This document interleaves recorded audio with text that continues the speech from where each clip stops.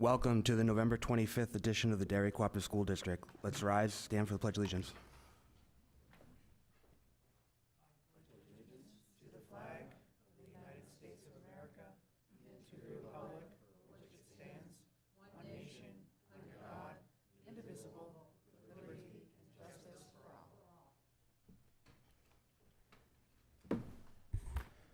All right. Take a motion to approve the non-public minutes from November 14th. So moved. First by Jason. Second. Second by Jonathan. All in favor? Aye. Aye. Take a motion to approve the public minutes from November 14th. So moved. First by Second. Jason, second by Jonathan. All in favor? Aye.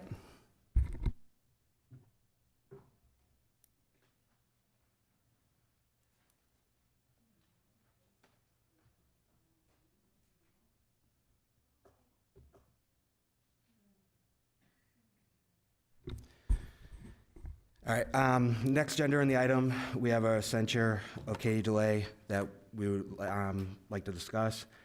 Michael and I put together kind of a letter to read to the board. This gives me no pleasure in doing this. It's actually pretty, it sucks, for lack of better terms. I know, as I read the letter, keep in mind, Michael and I have reached out numerous times to work with Katie, and it has fell on deaf ears. So let me read the letter, and you guys decide what you want to do regarding how we proceed. So it says, Ms. DeLay, this letter is to notify you that the Derry Cooperative School Board will consider a motion to censure you at the meeting scheduled for Monday, November 25th, 2024. Since September 1st, 2024, you have missed the following scheduled meetings, with the last meeting attended being October 8th board meeting. The list is as followed. The board meetings: Tuesday, October 22nd, Thursday, November 14th. Budget meetings: Tuesday, December 29th, Monday, November 4th, Tuesday, November 19th. Your copy of the proposed budget still remains available for pickup at the SAU office. We have facility subcommittee meetings: Wednesday, September 18th, Tuesday, October 1st, Friday, November 13th. Policy subcommittee: Wednesday, October 2nd. Negotiations non-meeting: Tuesday, October 15th. Well, I will ad-lib for a second here. Well, many of these meetings we were giving proper notice. Others, more recently in the last 2 to 3 weeks, we have not, or it's last minute, just to kind of give that out there. In addition, on several occasions, you have not met the requirements of your position as secretary by failing to submit non-public minutes within the 72 hours as required by RSA 91A3. The minimum expectations of an elected board member are to attend meetings as scheduled and provide input on the business before the board. Participation and preparation are essential to performing your duties as a board member. If a member is to be absent, it is to be expected that the member will provide notification of their absence, review the materials discussed, and provide any applicable feedback at future meetings. Your absence and lack of contribution to the business of the board will result in uneven distribution of workload for the remaining members. It is the hope of the board that you will re-engage and fulfill your duties as a board member. That's it. I'll open up for discussion or a motion to the board. I will make the motion to move forward with the censure of Katie DeLay due to attendance or lack of attendance. We are first by Jonathan.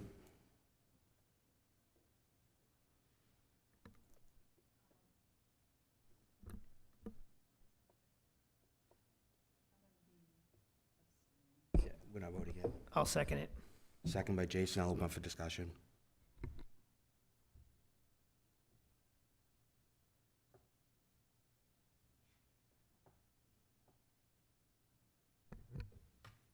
Do you want to explain exactly what this means? What are we voting on? So That a censure we know is she a, missed meetings? so a censure is a formal disapproval in a public way. So as a public board, no matter how many times David or Michael have tried to reach out to her and have a conversation in a private manner, I have been asked multiple times about the attendance of board members, specifically Ms. DeLay. And so a censure is just that. It is an expression of formal disapproval in a public way. And I even wrote this down. My hope was that, and I think Dave reiterated this as well, is that hopefully this is all that needs to be said and attendance will no longer be an issue. As he stated that, again, we've all ran and were elected. I believe it is a minimum expectation to show up.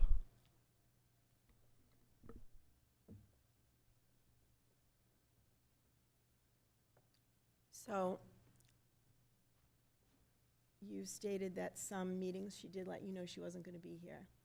She's also let the board know that Thursdays were bad days for her because she works a second job and she is not available on Thursdays. However, we do have meeting schedules on Thursdays. So to me, that's an unfair burden put on her. The dates I read were one Thursday. And we also changed them to, changed some meetings to Mondays. I think one thing that I think is important, just in general, when people sign up for committees, they need to understand that what the commitment is. I don't think any of us, including myself, when I signed up for a committee in the beginning of being on the board, I didn't know what the commitment was. I thought, oh, this looks great. I'd really be interested in this. I'd be interested in this. I'd be interested in this. We used to have committee meetings at night, not during the day, not during people's work schedule. Fortunately, most of the board works from home and can attend morning. I didn't say everybody, I said most, can attend meetings during the day. Not everybody has that luxury of cutting into their workday. And I'm not saying that that's easy for people who work from home either, because it's not always easy for me, but it's easier than having to go into work and punch a clock. I also think there's some other underlying things that have gone on. I believe that you and Michael did have a conversation with her, am I not correct? Yeah, we did. Not recent, though. Not recent? Did you not Zoom with her or something? I believe you told me you were going to Zoom with her. We had a call maybe 3 weeks ago. But we've Okay. been trying to reach out since. But you did have a conversation with her 3 weeks ago? Yes, Okay, but we tried again to have another conversation because Okay. the absences have continued okay, with no notice. okay. So the one thing I would say, Brenda, is when we schedule committee meetings, every person on the committee is asked when you are free. They're asked that. Each and every one of us are asked when you are free. If somebody said, yeah, I'm free Monday at 6 o'clock at night, we would make that happen. And I understand that, but sometimes. We're all adults here, I mean, If there's 3 people on a committee and 2 are available, the committee moves forward with those 2 people because it makes sense to move forward with those 2 people.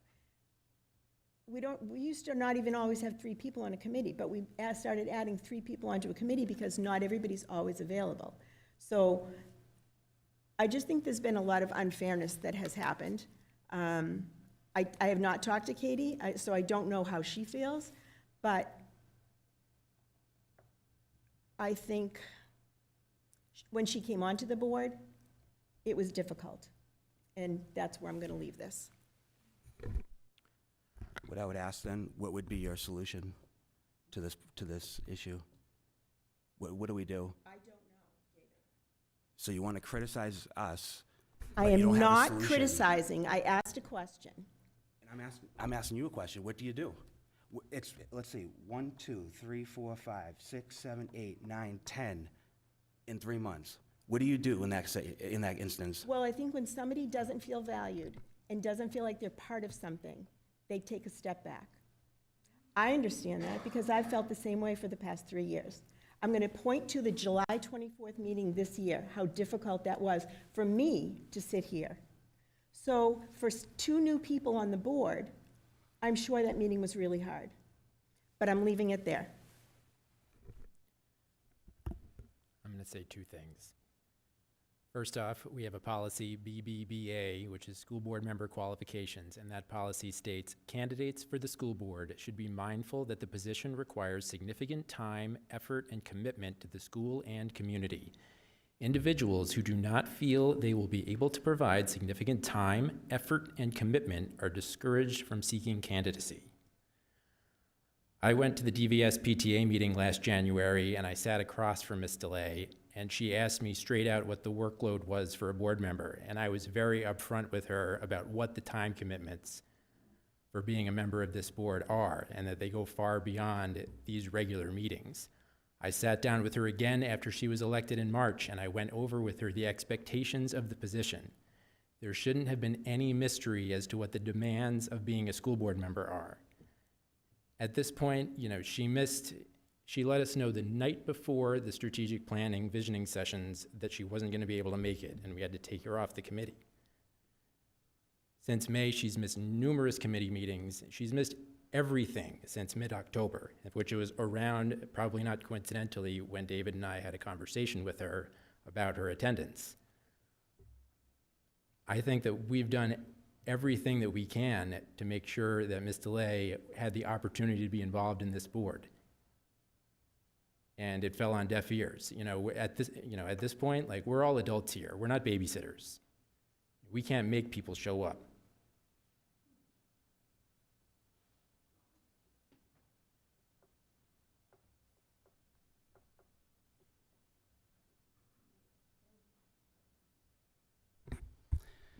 Okay, if there's no other discussion, take a roll call vote. Jason?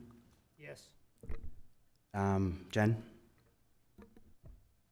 Abstain. Jonathan? Yes. Michael? Yes. Brenda? No. Chair votes yes. Motion passes 4-1-1.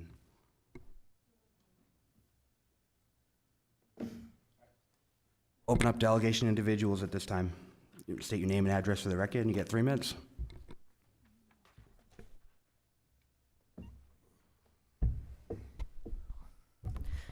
Good evening, Anthony Henry, Maurice Road. I wanted to come up here, and I rarely speak unless I have to or if I'm recognized. And before I do speak, I want to note that I'm sitting here and not there. I was told I have to say that if I'm speaking about something non-Pinkerton related, so there. I wanted to come up and say how disappointed I am in this censure, that I feel that board members felt that they actually had to put that together. I mean, I think you're going to make yourselves look really bad in the future. I mean, past year has been very rough with, I really think that some members of this board have been bullies to other members. I see people walking out of meetings in the middle of the meeting very upset at the way members have talked to other members here. That's bullying in my eyes. And I've seen it mostly with Ms. DeLay, Ms. Willis, and formerly Mr. Danger. Many people know that Mr. Danger recently resigned. He just had a child. He had to be in Boston almost every day because the birth was messy. And he was criticized, and by messy I mean his wife had some health issues surrounding it. And he was criticized for not coming to meetings by members of this board and members of the public. So first, I caution you to be careful. If you're going to criticize someone for not going, you don't know what's going on in their lives. Mr. Danger was about to get his doctorate in education leadership. He would have been an amazing asset to this town if you had given him a better shot and not been so rough on him. And with Ms. DeLay, as Ms. Willis said, she's a single mother with 3 young children, and she works 2 jobs. Do you really expect her to make every single meeting that you assign, sometimes at last minute, as Chairman Clapp pointed out? I think that is incredibly, incredibly unfair. And, yeah, that's it. Thank you.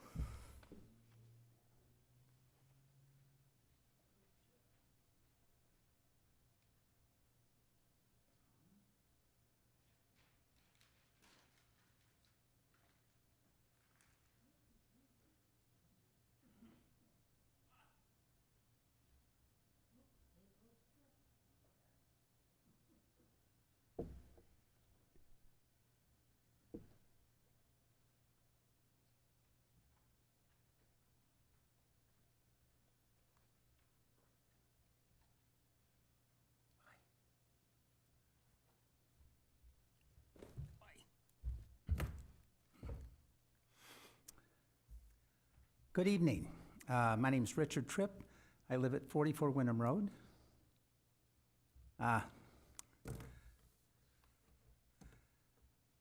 I know that you guys are upset about Katie not showing up all the time, but I have sit in the house and seen people show up maybe twice in a term, you know, so Katie not showing up recently is not good, because she should be giving her thoughts on the discussions that you guys have. But I don't think it's the end of the world. I noticed where the dairy tax rate come out on the town website.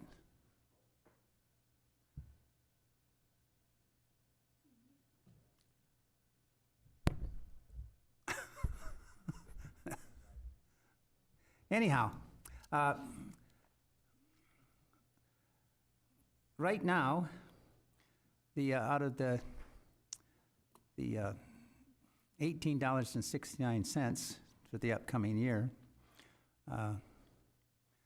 the $11.70 of that is the schools. You know, that's neither here nor there. It is what it is. The upcoming year, though, I suspect it's going to be a little worse, because we have a new teacher's contract. Right now, I believe the teacher's contract is roughly $1 million a year, and from what I've heard, the teachers are asking for a little bit more money. You have the bond that you're asking for. I think it's roughly $24 million. And is that a 15-year bond? So that's roughly about $1.5 million a year just for principal.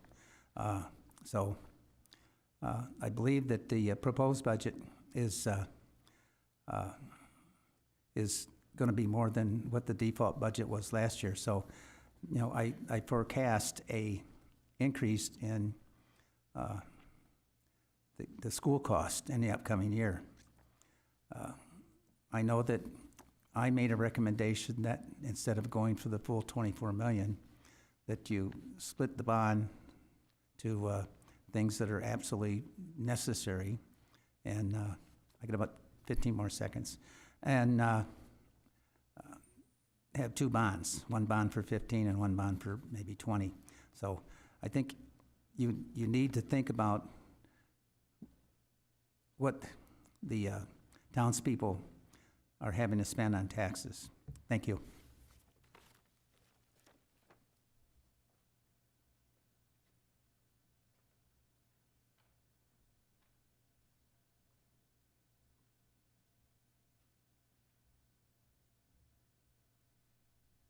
Okay, thank you. Austin, we have personnel. You're up.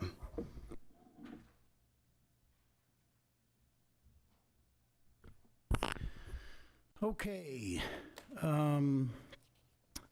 Many people probably know the principal of South Range School, Mr. Matt Olson, and he has put in for retirement at the end of this school year, June 30th, 2025.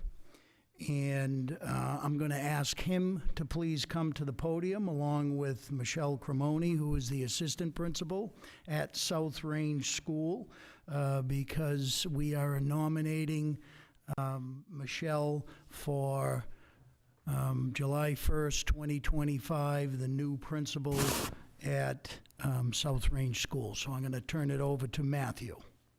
All right. I'm going to try to lighten the mood a little bit. Not by joke telling. Please don't. First of all, really excited to be here. And I want to publicly state how fortunate I have felt and I have been these past 8.5 years partnering with Michelle Cremoni at South Range School. And it's been a great time. But as Austin has said, that it's time for me to go. Well, maybe not. But The true beneficiaries, however, over the last 8.5 years has been the South Range school community, with Michelle being the assistant principal. She's done some tremendous things, and I am truly looking forward to hearing about the great things she's going to continue to do as the next South Range school principal. And really, really excited to say that. Those are some pretty cool words.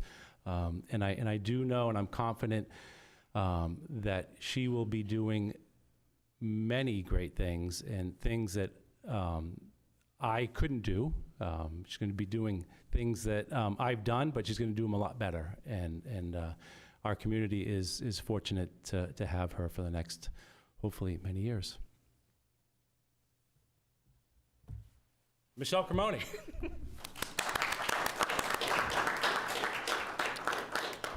Thank you. I am super honored to be here and to be the candidate for principal for South Range School.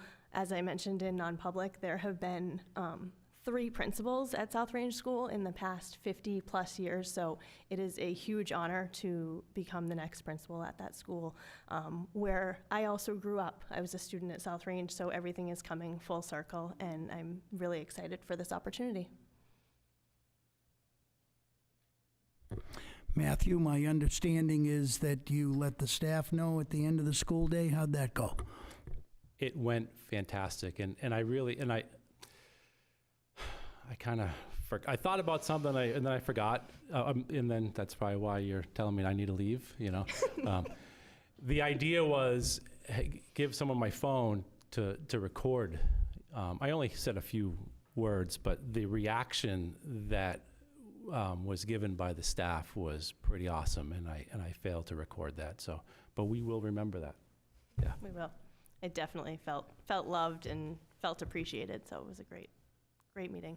That's good. So before I start talking about Michelle, let me just say, just because we have the opportunity now, a great big thank you to Matt Olson for all he's done for this district in 30 years of service and 20 years as the principal. It's a great school, and it's a reflection of both of you and your work that you've put in. So thank you, Matthew, and we will all miss you here. Michelle, I couldn't be more excited for you. This has been something that has been coming along. We believe it is what is best for South Range School moving forward. You know the school, you know the people, you know the families, you know the kids. And you, of course, as Matt says, will bring your own ideas as well to the job. And I think it's gonna, you're gonna be a fantastic addition to the principal leadership group. I do believe that you've been so helpful with the assistant principals. They're going to miss you a little bit, but I'm sure you will allow them to give you a call if at any time needs be. But we are looking forward to the two of you carrying on and having continuing with a fantastic year. We got one trimester down as of tomorrow, and looking forward to the next two. And I know you guys will be planning together that changeover and what things are going to look like. And when the right time comes, and we'll work that out with Kathy Kennedy, our Human Resource Director, we'll start looking for your assistant principal, and we'll be able now to advertise for that when we know there's plenty of candidates out there, so you can choose. I know how great of an asset you've been. Being a principal, I know what it's like to have assistant principal or principals and how important they are to you and your vision and what's get done. And I know you've been fantastic at that, and I know you will appreciate who you bring on board, and they will learn a lot from you and complement your skills. So we are looking forward to it, and I just want to say congratulations. Thank you.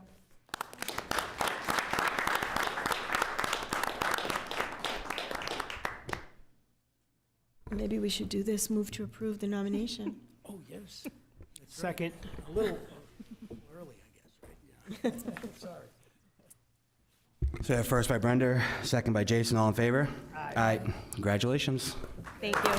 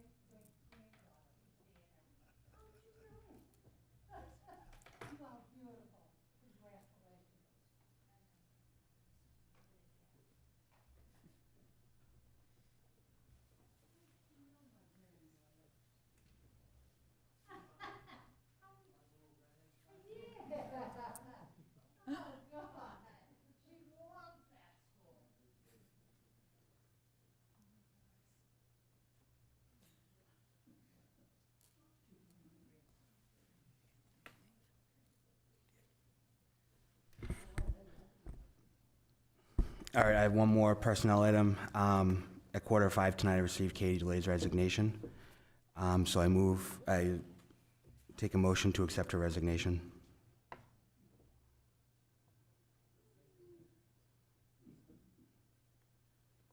We're not going to accept it? So moved. First by Jason.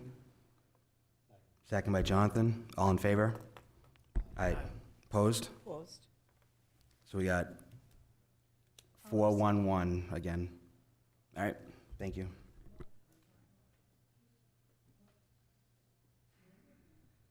There's no Pinkerton update tonight. I don't really think we have a facilities update, right?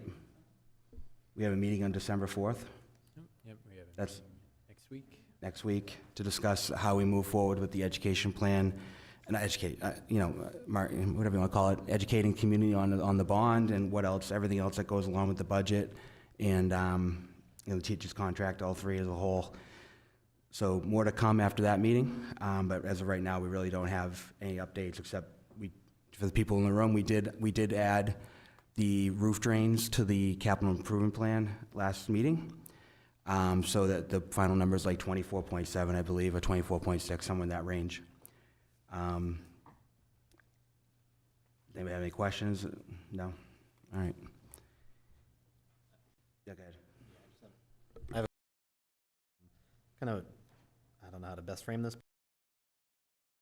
What's the board member expectations for facilities? I know last year we did a couple meetings. Should we expect to do those in maybe January? Is that out there as far as the potential for facilities, as far as marketing or educating or informing, or however we want to say that, getting as much public input and or sharing with the public as many opportunities as we can? And just wondering, what else we'll do to kind of get the word out. So any expectations that you guys have around that? I think it's important. If they don't have them tonight, then hopefully those will be laid out by next meeting.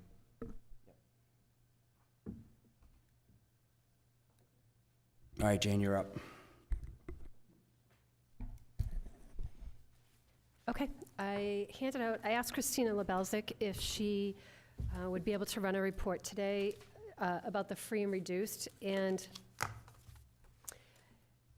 I think it's timely because I think we talked at the budget meeting last week about the email that had just gone out reminding parents to fill out a free and reduced application, and how important, when we got our adequacy projections for next year, how important the free and reduced numbers are, and how important they are for additional funds towards the district for those students who are approved for free and reduced, not only for the families, but also for for additional funds that come into our district. So today she ran off a report just to give the board an idea of where we are as far as free and reduced students and our paid students.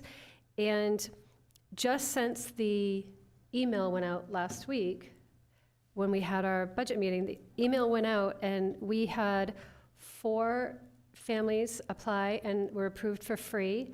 We had 3 approved who were on reduced, and we had 1 denied because of the income. And then we had 2 that applied that on the online application, right when you start it, if you're just filling it out, but you know you don't qualify, you can click, that you don't qualify, so they don't follow through with the whole application. And we had 2 of those. So they filled it out declining to receive anything. But that was I thought that was really great that we've received quite a few applications, and that was just up till the ones that I signed. They were still processing some earlier today. So there are more than that just from that email going out. So we talked about other alternatives, how to get the message out, and maybe we send it out as a text message. We do have a QR code that families can use. But I thought it was important that she run this report so that you can see where our students are right now, because there is still a large amount of students who have not applied at all. But if you look at this chart on the free, so we have 555 students who are currently on free status. So that's 18.44% of all of our students. We have 157 students that are qualified for reduced. So that's a total of 712. And then we have 2,298 students who would be on the paid status. And if you look at the next column where it says DC, that just means direct certified. So those students, they don't have to fill out an application. Their name actually comes from the state directly, and because they are direct certified through the state. So there's 279 of those students.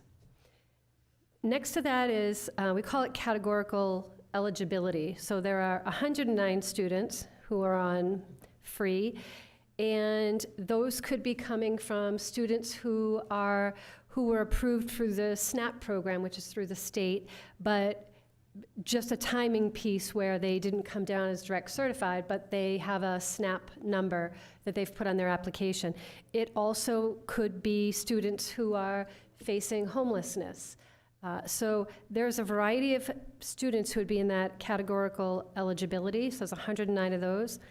And then of the students who are qualified for free and reduced, 324 of them were approved based on income eligibility. So when you add the direct certified, the categorical eligibility, and income certification, that totals the 712 students that we currently have who are either on free or reduced. And then the next column over, you see where it says denied federal. Those are the families that applied and did not get approved based on income. And then you can see what the student enrollment was. Keep in mind, this also includes Next Charter School, so they're included under Gilbert H. Hood.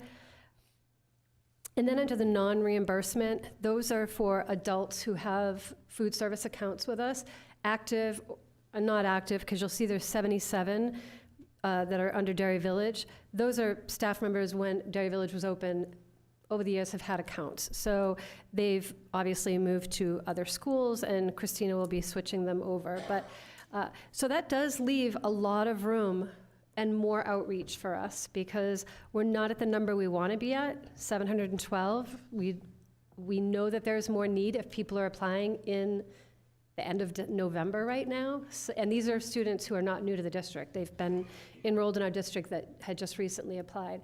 So sometimes it's, they just need that reminder, and that email that went out last week seemed to be that reminder and a good prompt for them. So we still have a little bit of work to do, but I just wanted to give you that report so you could see where we are. And again, these are, if you look at where your numbers are, for combined free and reduced, East Derry is at 14.5%, Ernest P. Barca is 22.82%, Gilbert H. Hood and Next Charter School, 23.21. Grinnell is 29.65. South Range School, 29.97. and West Running Brook Intermediate is 23.92%. And if you focus just on Grinnell and South Range at almost 30%, 30% is kind of that high poverty guideline where you start having more funding and possibly more services. So it'll be interesting to see where those numbers go if more people start to apply. So hopefully that information is helpful to you. And when we send out our update for next week's budget meeting, I know that this was information that they had requested at the budget meeting. We'll update this again before the packet goes out and send it out to the fiscal advisory as well, so they can. Oh, are you gonna ask a question? I am. Okay.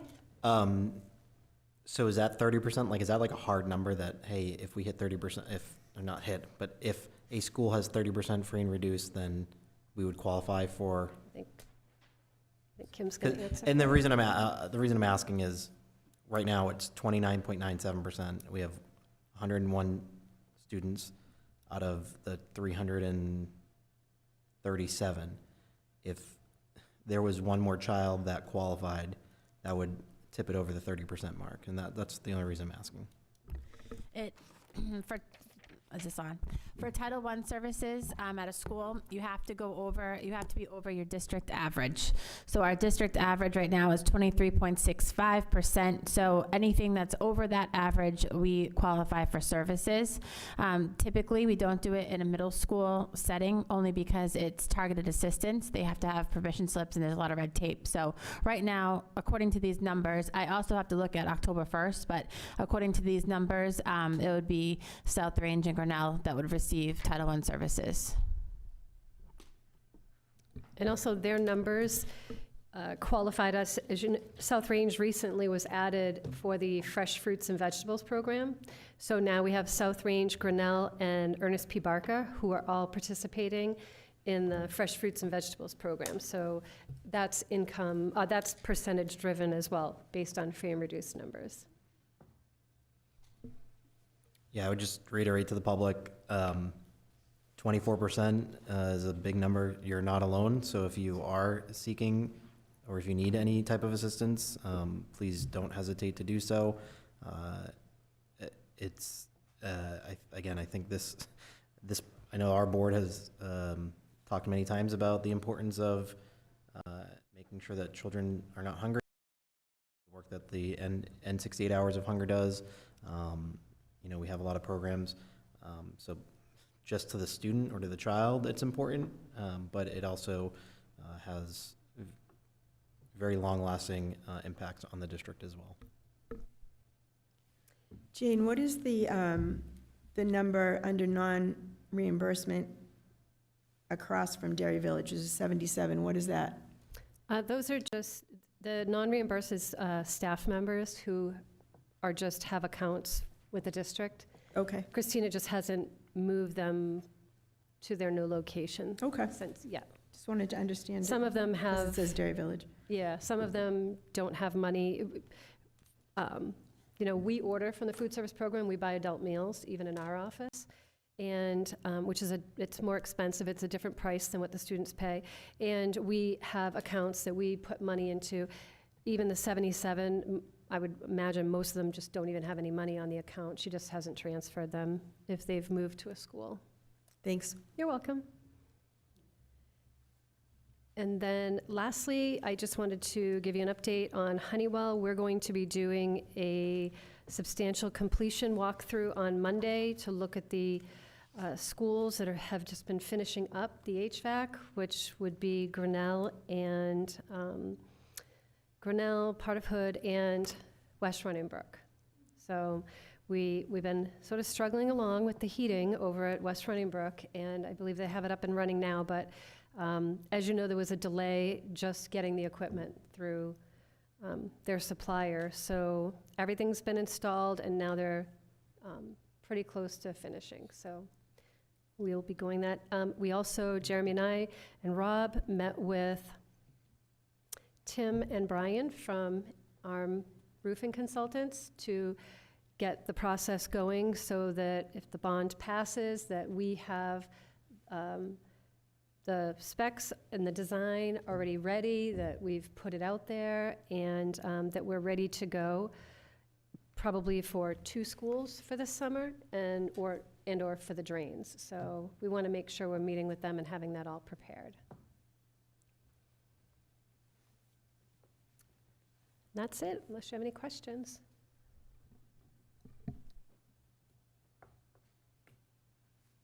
Thank you, Jane.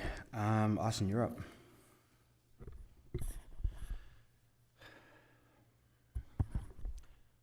The husband of school board member Brenda Willis lost his medical battle last week.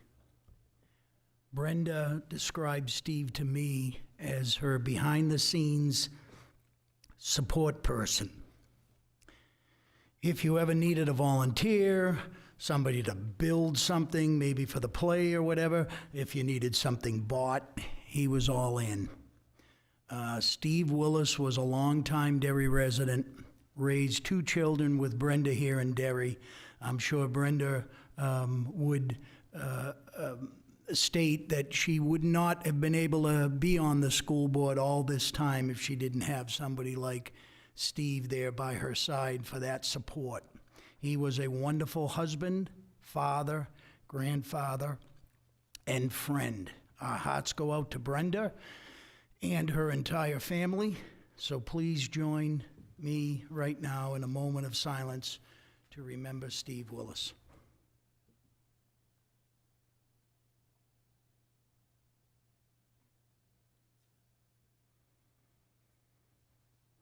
Thank you.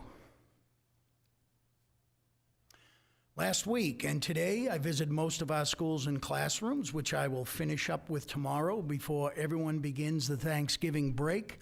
Here are some of the highlights of my visits, talking with students and staff about their Thanksgiving holiday plans. Believe it or not, we have a teacher going to Iceland. I was just saying. Playing the boom whackers with students in Mrs. Stoll's music class, interacting with students in the NECC Project Me and Isle programs, participating in Friendsgiving celebrations. That's real difficult. Basically, it's eating food. Listening to an impromptu concert from the students in Miss Romano's piano class, sitting with Director of Child Nutrition, Miss Christina Lebelzik, and her lunch ladies discussing favorite dishes for Thanksgiving, and so much, much more. It is part of my job, as I say all the time, that I enjoy the most, and I can't wait to see everybody again on my next visit to their schools. Since the beginning of November, all of our schools have been participating in the 68 Hours of Hunger food drive sponsored by the Derry Village Rotary. The boxes and boxes and boxes of food donations, 110 boxes overall throughout all of our buildings. It's really magnificent. They will be collected by members of the Derry Village Rotary tomorrow. I want to thank all of the students, the families, and staff who were so amazingly generous for this worthy cause, and the Derry Village Rotary for their commitment to the collection and distribution of the food to our families. Speaking of the Derry Village Rotary, once again, they are the main organizer of the Derry Holiday Parade that takes place this Saturday, November 30th. Probably one of the latest dates that this parade takes place. I'm thinking maybe Long Johns will be in order when I look at the weather, since I'll be spending the whole day outside. Please remember, we will be, members of the Derry Village Rotary, including myself, will be collecting non-perishable food supplies. We borrow some shopping carts, thanks to Shaw's. I'm the tester to make sure that you don't get one of those with the wheels that go, you know, so we want to be able to move down the road. So feel free to, we have buckets to collect any money, and we have carriages to collect food supplies, and that goes to the Derry Food Pantry. The townspeople here in Derry have always been very generous, so I hope to see a huge crowd in attendance, and I thank you in advance for your wonderful support and generosity of this very worthy cause. Finally, I want to wish everyone, students, families, staff, and members of the community, a happy, restful, and fun-filled Thanksgiving holiday, which has become my favorite. I like it now even more than Halloween, and I like it even more than the Christmas holiday. It's such a great time to spend with family and friends, with the most fantastic food ever. I look forward to seeing everybody again. Tomorrow is the last day of trimester 1, so we will all be back here on Monday, December 2nd, for the beginning of trimester 2. Thank you all.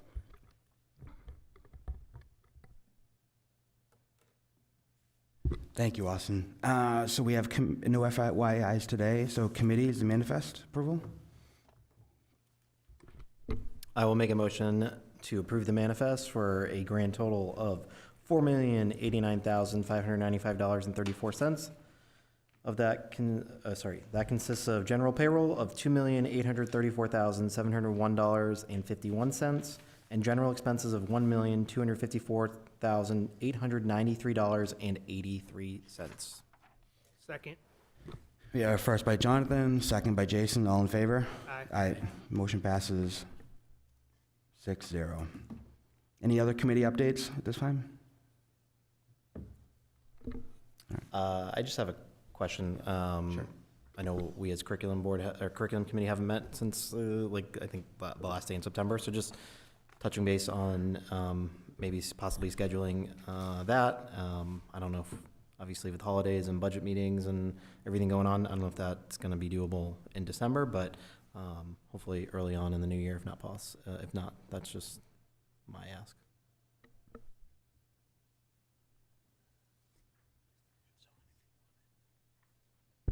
Yeah, Jonathan, I think that's a reasonable request, so we'll get together and see if we can get a date on the calendar for December.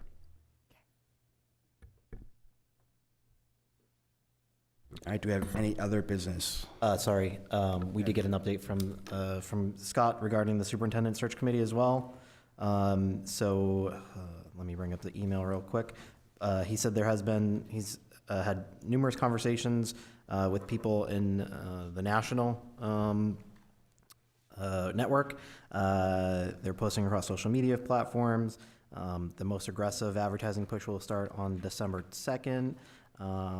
He's working with Jonathan to make sure that we're getting these on all the social media platforms on a consistent basis. I think the biggest thing is just another reminder that we will ask for people from the community to participate in this with the hopes that we get that in the next couple weeks or so, I would assume, as it goes out. And then the application deadline is January 5th. I think it's January 5th. So after that is when obviously the committee work would start. So once we get all of the candidates, then we would start meeting and start the interview process. Did say that early feedback has been good. So here it is. He's fielding calls and emails from stakeholders wanting to share their input. I think he's had people from the community continue to reach out. So this is just a reminder, if you haven't submitted any feedback or input and you want to, you can go directly to the source, Scott Fuller. So feel free to reach out to any one of us to get that information, or I'm sure his information is posted somewhere, if not the Gregory Denby website. Yeah, that's pretty much all I have from a superintendent search committee. Do we have any other business? Go ahead, Jane. Sorry, I meant to add it in my report. I just wanted to mention that Butch Tempe, who works at Walmart, reached out to me last week and asked if we would be interested in a donation of supplies from Walmart, which is now our second donation from them. And our maintenance staff went and picked it up, and there were a lot of boxes, and he estimated the value to be over $2,000. So there's pencils and lunch bags and rulers and notebooks. They're just a lot. And we put it over Dairy Village just to store it until we have a chance to go through it.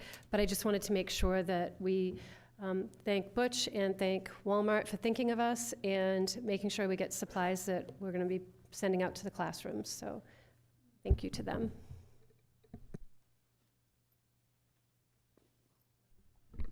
Just one other thing I know. I know we didn't have the Pinkerton update, but I do want to call out Pinkerton football is playing in the championship on Saturday, so good luck to them. Also, other events at Pinkerton. Eurydice is the winter play that's performing December 6th to the 8th. There's also the instrumental holiday concert as well as a choral and bell concert. Those are on December 11th and 12th. So, yeah, go support our high school students as well. Thanks, Jonathan. Thanks, Jane. That's great news on the donation.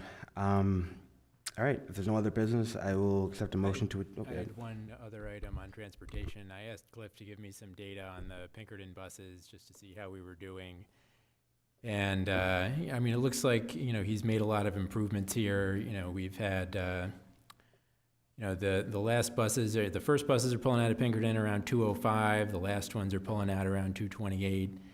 And the latest kids are getting home is, about 2:50. You compare that with last year when we were running fewer buses on the Pinkerton routes.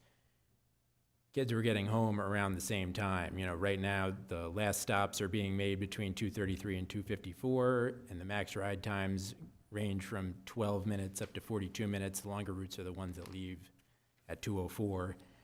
And, so every kid this year is getting home by 2:54. Last year, every kid was getting home by 2:55.